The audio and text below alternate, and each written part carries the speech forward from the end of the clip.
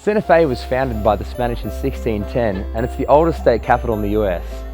One of the great things about this area is there's so many different influences. There's the Spanish founders, the Tiwa people who are the natives, the Europeans and modern Mexicans. It makes for a fantastic city. It got me thinking actually about influences. When we talk about culture or history, influence is a one-way street really.